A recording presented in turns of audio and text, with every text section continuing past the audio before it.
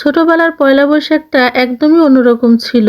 যেমন সুন্দর ছিল, তেমন মনে রাখার মতনও ছিল। সেই ছোটবেলার আনন্দটা এখন আর খুঁজে পাই না। খুব বেশি যে পয়লা বৈশাখ খুব জাঁকজমকভাবে হতো এমনটা কিন্তু না। তবুও গ্রামের পয়লা বৈশাখ খুবই ভালো লাগতো। হ্যালো এভরিওয়ান, আসসালামু আলাইকুম। কেমন আছেন সবাই? রোজি ফ্যামিলি ব্লগ থেকে নতুন আরেকটি ভিডিও নিয়ে চলে এলাম। ভিডিওটি শেষ পর্যন্ত দেখার অনুরোধ রইল। ভিডিওটি দেখার আগে অবশ্যই একটি লাইক দিয়ে ভিডিওটি দেখা শুরু করবেন, কারণ আপনাদের একটি লাইক আমাকে অন্যের কাছে পৌঁছাতে সাহায্য করে। এবারের পয়লা বৈশাখ আমি একদম গ্রামীণ ছোঁয়া রেখেছি। কোনো রকম জাঁকজমকপূর্ণ কোনো কিছু করিনি। ছোটবেলা ঠিক যেভাবে কাটাতাম ঠিক সেইভাবে।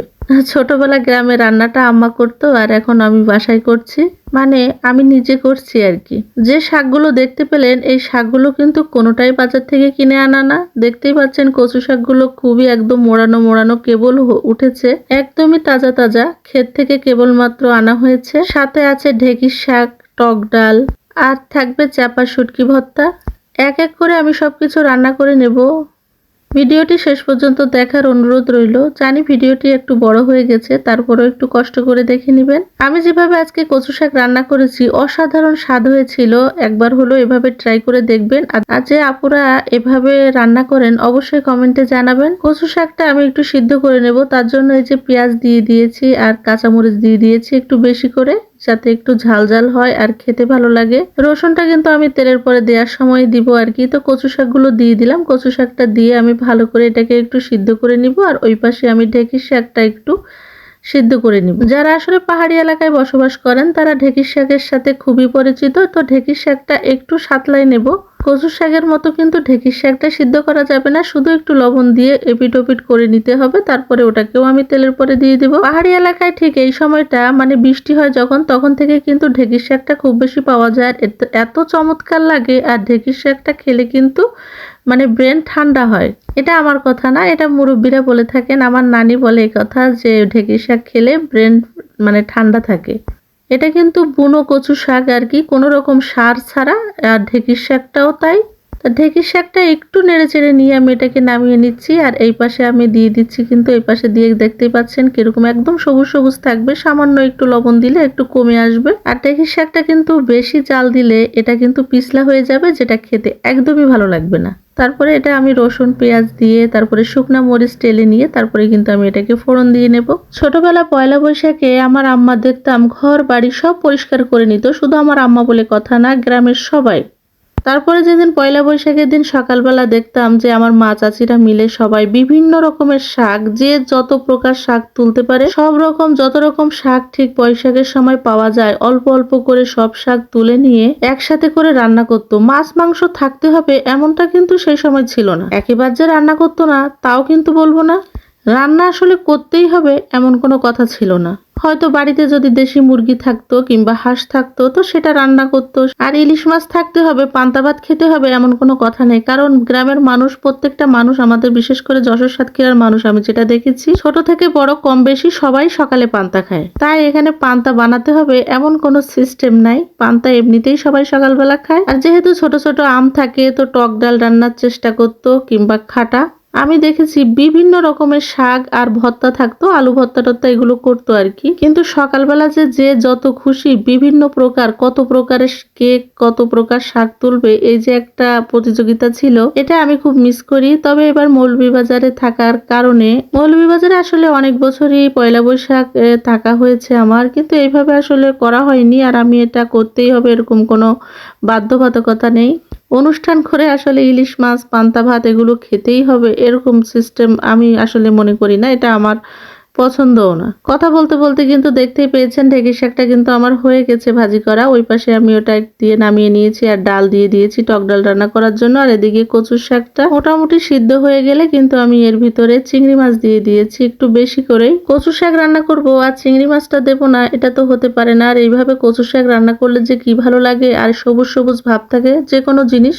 আর যে কোনো শাকসবজি, বিশেষ করে সবুজ হোক আর লাল হোক, আমার কাছে সবজির কালার যদি ঠিক না থাকে তো আমার আসলে ভালো লাগে না। ডালটা ওদিকে হচ্ছে, আর এদিকে কিন্তু কি বলবো, যে রসুন দিয়ে আর পেঁয়াজ দিয়ে কিন্তু আমি কচু শাকটা রান্না করে নিব, মানে ফোড়ন দিয়ে দিব আর কি। কচু শাক না চুলকানোর আরেকটা টেকনিক হলো, রোদের ভিতরে যে কচু শাকগুলো হয় সেই কচু শাকটা রান্না করলে কিন্তু গাল চুলকায় না, মানে না চুলকানোর সম্ভাবনাটাই বেশি থাকে। রসুন পেঁয়াজটাকে ভালো করে আমি এই যে লাল লাল করে ভেজে নিয়ে তারপরে কচু শাকটা দিয়ে দিলাম। এত মজা হয়েছিল এই কচু শাকটা, সবগুলো আইটেমে খুব মজা হয়েছিল। কচু শাক খেলে মনে হচ্ছিল এটা দিয়ে খাওয়া হয়ে যাবে, ঢেঁকির শাকও তাই, তারপরে চাপা ভর্তাটাও। তো কচু শাকটা কিন্তু হয়ে গেছে আর এদিকে ডালটাও হচ্ছে। তো ডালটা হতে হতে এদিকে আমি চাপা ভর্তাটা করে নিব।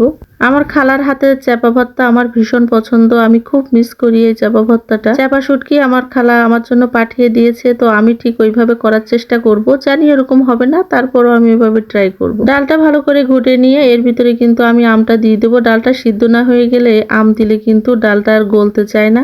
ডালটা ভালো করে ঘুটে নিয়ে তারপরে আমি এর ভিতরে আমটা দিয়ে দিব আর কি। আমিও কিন্তু আসলে আজকে কোনো ইলিশ মাছ বলেন, মাংস বলেন, কোনো কিছুরই ব্যবস্থা রাখি নাই। একরকম ইচ্ছা করেই আমি চাইছি আজকে শাক সবজি থাক। ছোটবেলায় এটাও শুনেছি আজকের দিনে যা খাবে সারা বছর নাকি সে তাই খাবে। তো আমিও চাই যে আজকের দিনে যদি তাই হয় তাহলে আমার বাচ্চারা এটাই খাক সারা বছর। জানি এগুলো সব প্রচলিত কথা, তারপরেও ছোটবেলা তো এগুলো শুনেই দিন কেটেছে, তাই না? আর এদিকে দেখতে পাচ্ছেন চাপা ভর্তাটা করার জন্য কিন্তু আমি এতে পেঁয়াজ দিয়ে দিয়েছি। শুধু পেঁয়াজ আর কাঁচামরিচ দিয়ে কিন্তু এই চাপা ভর্তাটা করতো আমার খালাম্মা। অন্যভাবে কিন্তু করা যায়, শুকনো মরিচ টেলে তারপরে রসুন পেঁয়াজ দিয়েও কিন্তু করে, কিন্তু এইভাবে করলে আমার কাছে খুব ভালো লাগতো। এটা হাতে মাখিয়ে করতো, তো আমি হাতে আর মাখাবো না। তেলের ভিতরে পেঁয়াজ কাঁচামরিচটা ভালো করে ভেজে নেব, এমন ভাবে ভেজে নেব এটা যেন একদম পুড়েও না যায়, আর পেঁয়াজের যে বাজে একটা গন্ধ আছে সেই গন্ধটা চলে যাওয়া পর্যন্ত ভাজবো। এর ভিতরে দিয়ে দিয়েছি আমি লবণ, যাতে পেঁয়াজটা তাড়াতাড়ি একটু মজে যায় আর কি। পেঁয়াজটা একটু ভাজা হয়ে গেলে এর ভিতরে আমি কাঁচামরিচ দিয়ে দেবো, দিয়ে তারপরে কাঁচামরিচটার সাথে ভেজে নেবো আর কি। এতে ধনিয়া পাতা কোনো কিছু দেবো না, আমি চাই চাপার যে গন্ধটা সেটার জন্য আমি একদম পুরোভাবে পাই।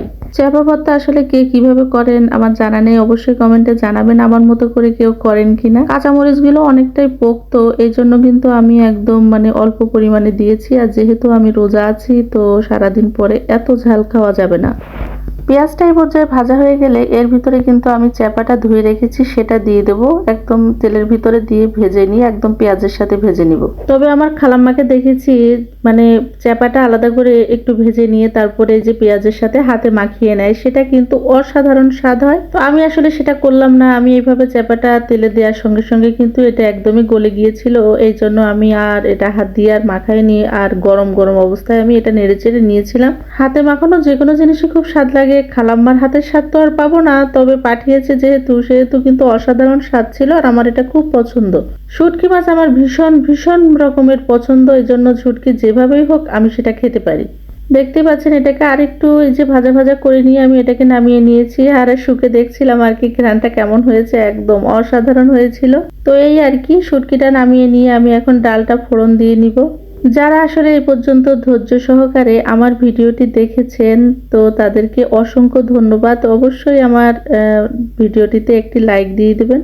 আর আমার চ্যানেলে যদি আপনি নতুন হয়ে থাকেন অবশ্যই আমার চ্যানেলটি সাবস্ক্রাইব করে নেবেন আর পাশে থাকা বেল আইকনটি প্রেস করে দিবেন, যাতে করে নতুন কোনো ভিডিও ছাড়ার সাথে সাথে আপনার কাছে নোটিফিকেশন পৌঁছে যায় আর আপনি সময় করে দেখে নিতে পারেন। আর যারা আমার চ্যানেলটি অলরেডি সাবস্ক্রাইব করে ফেলেছেন সবাইকে অসংখ্য ধন্যবাদ আমার পাশে থাকার জন্য। আজকের ভিডিওটা জানি অনেক বড় হয়ে গেছে, ধৈর্য সহকারে আসলে কেউ দেখতে চায় না বলে আমি এতটা বড় করিও না, তারপরও এতগুলো রান্নাবান্না করেছি আপনাদের সাথে শেয়ার করেছি বলে বড় হয়ে গিয়েছে আর কি।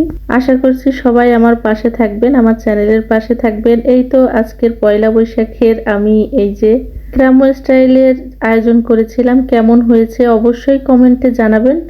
তো আজকে এই পর্যন্তই, ভালো থাকবেন, সুস্থ থাকবেন সবাই। আল্লাহ হাফেজ, আসসালামু আলাইকুম সবাইকে।